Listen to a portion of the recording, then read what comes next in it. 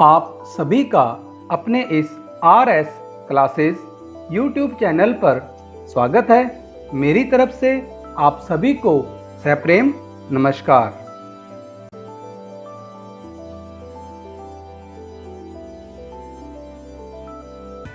हमारा आज का पाठ है सांवले सपनों की याद। यह पाठ कक्षा 9 की हिंदी पुस्तक क्षितिज में संकलित है।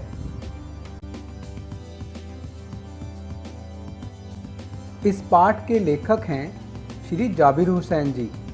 श्री जाबिर हुसैन जी का जन्म सन 1945 में गांव नौनही, राजगीर, जिला नालंदा, बिहार में हुआ। नालंदा भारत के बिहार प्रांत का एक जिला है जिसका मुख्यालय बिहार शरीफ है। नालंदा अपने प्राचीन इतिहास के लिए विश्व में प्रसिद्ध है। यहाँ विश्व के सबसे प्राचीन नालंदा विश्वविद्यालय के अवशेष आज भी मौजूद है, जहाँ सुदूर देशों से छात्र अध्ययन के लिए भारत आते थे। बुद्ध और महावीर कई बार नालंदा में ठहरे थे। माना जाता है कि महावीर ने मोक्ष की प्राप्ति पावापुरी में की थी, जो नालंदा जिला में स्थित है। सांवले सपनों की याद। इस पाठ के अंदर श्री जाबिर हुसैन जी ने सालिम अली जी के जीवन का चित्रण किया है। सालिम अली जी का जन्म 12 नवंबर 1896 मुंबई में हुआ। भारत के पश्चिमी तट पर स्थित मुंबई भारतीय राज्य महाराष्ट्र की राजधानी है। संस्मरण विधा के अंतर्गत लिखा गया यह अध्याय सांवले सपनों की याद सालिम अली जी के बारे में बताता है। उनका निधन 20 जून 1987 को मुंबई में हुआ। भारत के पश्चिमी तट पर स्थित मुंबई भारतीय राज्य महाराष्ट्र की राजधानी है। हमारे आज के इस अध्याय सांवले सपनों की याद के लेखक हैं श्री जाबिर हुसैन जी। जाबिर हुसैन का जन्म सन 1945 में गांव नौनही, राजगीर, जिला नालंदा, बिहार में हुआ। अंग्रेजी भाषा एवं साहित्य के प्राध्यापक रहे। सक्रिय राजनीति में भाग लेते हुए 1970 में मुंगेर से बिहार विधानसभा के सदस्य निर्वाचित हुए और मंत्री बने। सन 1995 से बिहार विधान परिषद के सभापति हैं। जाबिर हुसैन हिंदी, उर्दू तथा अंग्रेजी तीनों भाषाओं में समान अधिकार के साथ लेखन करते रहे हैं। उनकी हिंदी रचनाओं में जो आगे हैं डोला बीबी का मज़ार, अतीत का चेहरा, लोगां, एक नदी रेत भरी प्रमुख है। अपने लंबे राजनीतिक सामाजिक जीवन के अनुभवों में उपस्थित आम आदमी के संघर्षों को उन्होंने अपने साहित्य में प्रकट किया है।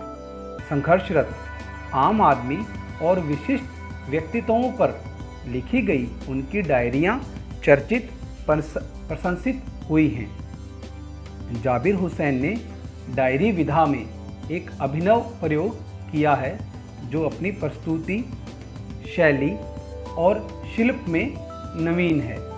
प्रस्तुत पाठ जून 1987 में प्रसिद्ध पक्षी विज्ञानी सालिम अली की मृत्यु के तुरंत बाद डायरी शैली में लिखा गया संस्मरण है। सालिम अली की मृत्यु से उत्पन्न दुख और अवसाद को लेखक ने सांवले सपनों की याद के रूप में व्यक्त किया है। सालिम अली का स्मरण करते हुए लेखक ने उनका व्यक्तित्व चित्र प्रस्तुत किया है। यहाँ भाषा की रवानी और अभिव्यक्ति की शैली दिल को छूती है। सांवले सपनों की याद।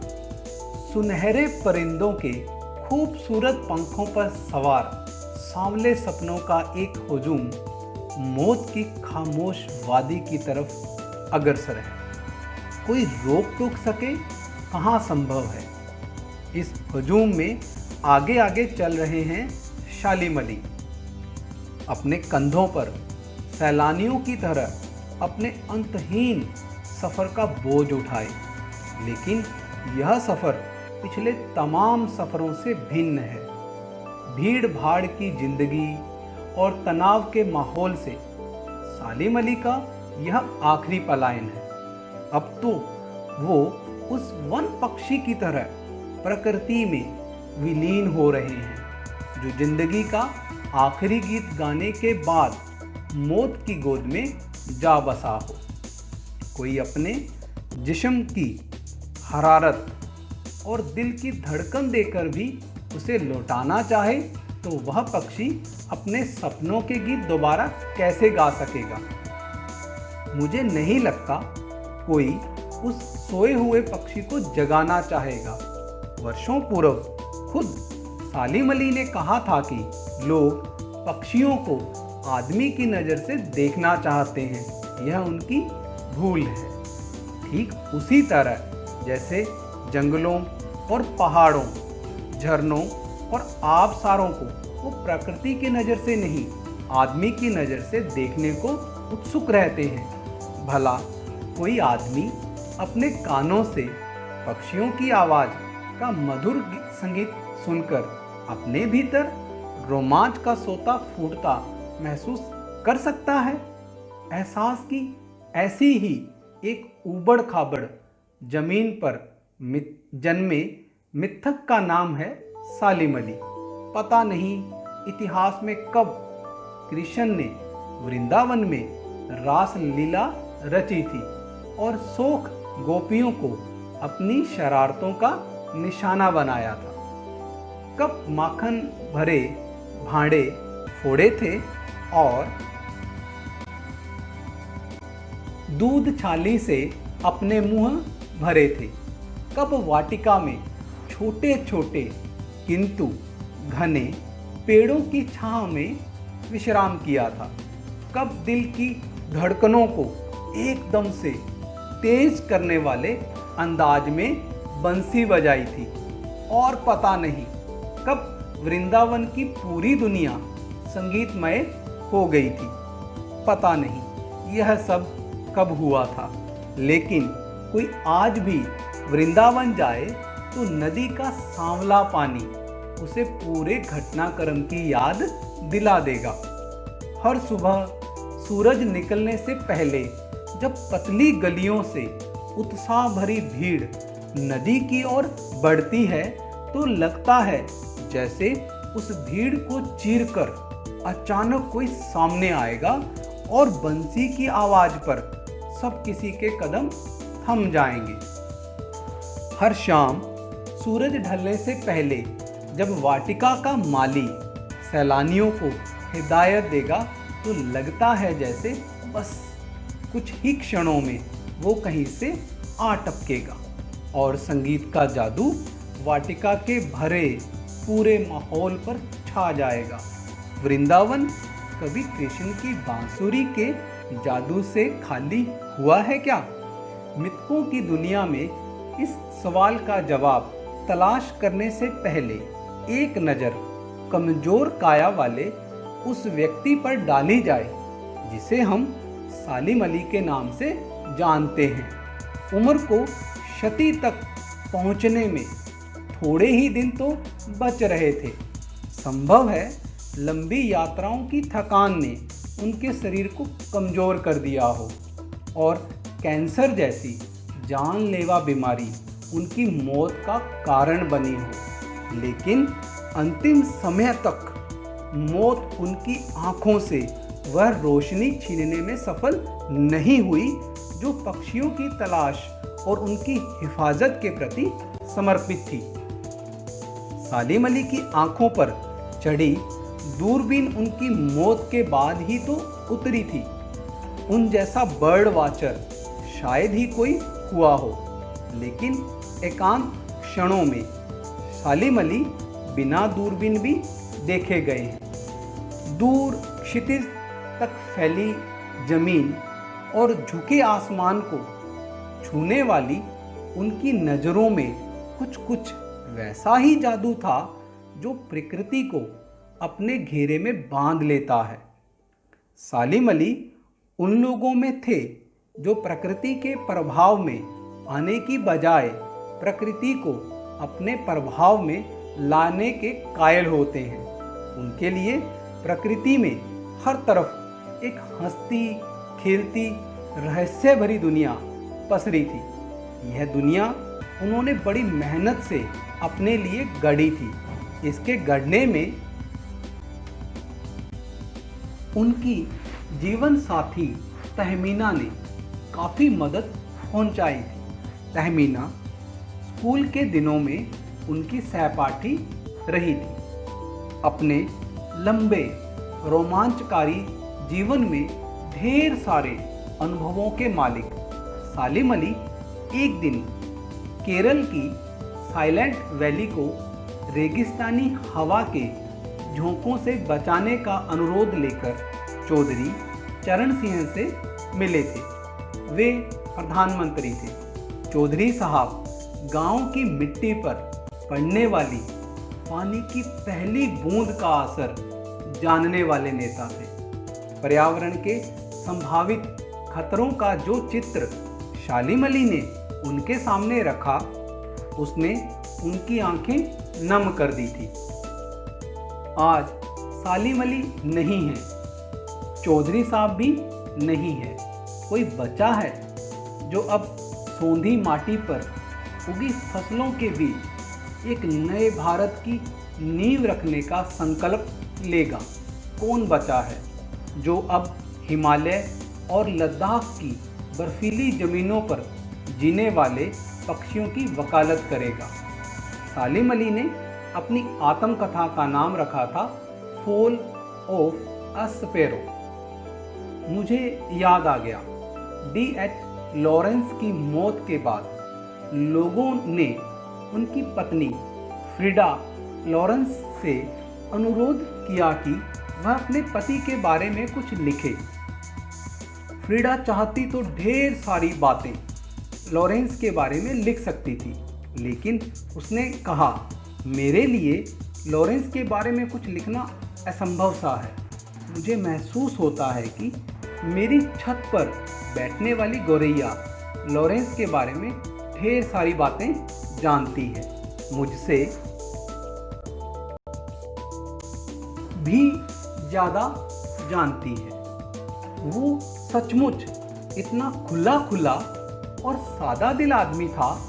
मुमकिन है लॉरेंस मेरी रगों में, मेरी हड्डियों में समाया हो, लेकिन मेरे लिए कितना कठिन है उसके बारे में अपने अनुभवों को शब्दों का जामा पहनाना। मुझे यकीन है मेरी छत पर बैठी गौरैया उसके बारे में और हम दोनों ही के बारे में मुझसे ज़्यादा जानकारी रखती है। जटिल प्राणियों के लिए सालिम अली हमेशा एक पहेली बने रहेंगे। बचपन के दिनों में उनकी एयरगन से घायल होकर गिरने वाली नीले कंठ की वह गौरैया सारी जिंदगी उन्हें खोज के नए नए रास्तों की तरफ ले जाती रही। जिंदगी की ऊंचाइयों में उनका विश्वास एक क्षण के लिए भी डिगा नहीं। वो लॉरेंस की तरह नैसर्गिक जिंदगी का प्रतिरूप बन गए थे। सालिम अली प्रकृति की दुनिया में एक टापू बनने की बजाय अथाह सागर बन के उभरे थे। जो लोग उनके भ्रमणशील स्वभाव और उनकी यायावरी से परिचित हैं, उन्हें महसूस होता है कि वो आज भी पक्षियों के सुराग में ही निकले हैं और बस अभी गले में लंबी दूरबीन लटकाए अपने खोजपूर्ण नतीजों के साथ लौट आएंगे। जब तक वो नहीं लौटते, क्या उन्हें गया हुआ मान लिया जाए? मेरी आंखें नम हैं। सालिम अली, तुम लौटोगे ना? हमारे इस अध्याय सांवले सपनों की याद के शब्द संपदा का अध्ययन हम करेंगे। गढ़ना, बनाना, हुजूम, जनसमूह, भीड़, वादी, घाटी, सौंधी, सुगंधित, मिट्टी पर पानी पड़ने से उठने वाली गंध। पलायन, दूसरी जगह चले जाना, भागना। नैसर्गिक, सहज, स्वाभाविक। हरारत, उष्णता या गर्मी। आबसार, निर्झर, झरना। मिथक, प्राचीन पुराकथाओं का तत्व जो नवीन स्थितियों में नए अर्थ का वहन करता है। शोक, चंचल, क्षति, 100 वर्ष का समय। हम इन शब्दों का अध्ययन करके इस पाठ को भली भांति से समझ सकते हैं। अब हम इस अध्याय की व्याख्या के द्वारा इसका अध्ययन करेंगे। जाबिर हुसैन जी द्वारा लिखित पाठ सांवले सपनों की याद डायरी शैली में लिखा गया संस्मरण है। जाबिर हुसैन जी के अनुसार सालिम अली सुप्रसिद्ध पक्षी विज्ञानी एवं प्रकृति प्रेमी थे। वे पक्षियों की खोज में वनों में दूर तक भटकते रहते थे और कंधों पर सैलानियों की तरह अंतहीन सफर का बोझ लेकर चलते थे। वे कहते थे कि लोग पक्षियों और प्रकृति को अपनी नज़र से अर्थात आदमी की नज़र से देखते हैं। यह उनकी भूल है। पक्षियों के मधुर कलरव का संगीत कभी समाप्त नहीं होता। श्री कृष्ण जी की बांसुरी का मधुर स्वर आज भी जादू की तरह वृंदावन में गूंज रहा है। सालिम अली ने पक्षियों एवं प्रकृति के संबंध तत्कालीन प्रधानमंत्री से मिलकर अपनी योजना प्रस्तुत की, परंतु उनकी वह योजना पूरी नहीं हुई। सालिम अली पक्षी प्रेमी लॉरेंस के समान थे। बचपन में उनकी एयरगन से नीलेकंठ की एक गौरैया घायल होकर गिरी। वह घटना उन्हें जीवन भर जिंदगी की नई ऊंचाइयों की ओर ले जाती रही। प्रकृति और पक्षियों के संबंध में उन्होंने जो जानकारियां एकत्र की तथा जो अनुभव प्राप्त किए वे उनकी व्यक्तित्व गरिमा के परिचायक माने जाते हैं। हम इस अध्याय में देखते हैं कि सालिम अली सुप्रसिद्ध पक्षी विज्ञानी एवं प्रकृति प्रेमी तो थे ही, उन्होंने पक्षियों से उनका विशेष लगाव भी था। वे हमेशा गले में या आंखों पर दूरबीन लगाकर पक्षियों के प्रत्येक क्रियाकलाप को निहारते रहते थे। वे पर्यावरण प्रेमी एवं घुमक्कड़ स्वभाव के थे। वे पहाड़ों, जंगलों, झरनों को उन्हीं की नज़र से देखते थे और पक्षियों के मधुर कलरव को संगीत के समान रोमांचकारी मानते थे। वे अद्वितीय बर्ड वाचर थे और प्रकृति के संरक्षण के लिए चिंतित भी रहते थे। सालिम अली वस्तुतः सरल हृदय के मानव थे और अपने लक्ष्य को लेकर जिंदगी की ऊंचाइयों को छूने में सफल भी रहे थे। इस अध्याय के अंदर लेखक जी ने भारतीय इतिहास एवं संस्कृति की उस घटना की ओर भी संकेत किया है जिसमें यह आस्था रही है कि श्री कृष्ण जी ने वृंदावन में रासलीला रची थी और गोपियों को अपनी शरारतों का निशाना बनाया था। उन्होंने दही माखन खाया था, गोचारण किया था और मधुर बांसुरी वादन से सभी को विमोहित किया था। यह बांसुरी वादन की घटना इतिहास में कब घटी थी इसका ठीक ठीक समय बताना कुछ कठिन है, क्योंकि मिथकों का सही पता करना कुछ कठिन ही रहता है। हम इस अध्याय में यह भी देखते हैं कि किस प्रकार से एक सामान्य व्यक्ति लक्ष्य की ऊंचाई की ओर आगे बढ़ता है। उसे लक्ष्य की ऊंचाई डिगा नहीं सकती, उसे हरा नहीं सकती और वह हार मान ले, ऐसा सालिम अली जी के व्यक्तित्व में नहीं था। उनके विशिष्ट व्यक्तित्व के अंदर उनका लक्ष्य के अनुसार उन्होंने अपने कदमों को बढ़ाया, उसी अनुसार अपने कार्यक्षेत्र का विस्तार किया और अंततः विश्वास के साथ उन्होंने जिंदगी को ऊंचाइयों को छू लिया। ऐसे व्यक्ति को कोई भी नहीं डिगा सकता है तथा उसे महान लक्ष्य भी अपनी ओर आकर्षित कर लेता है।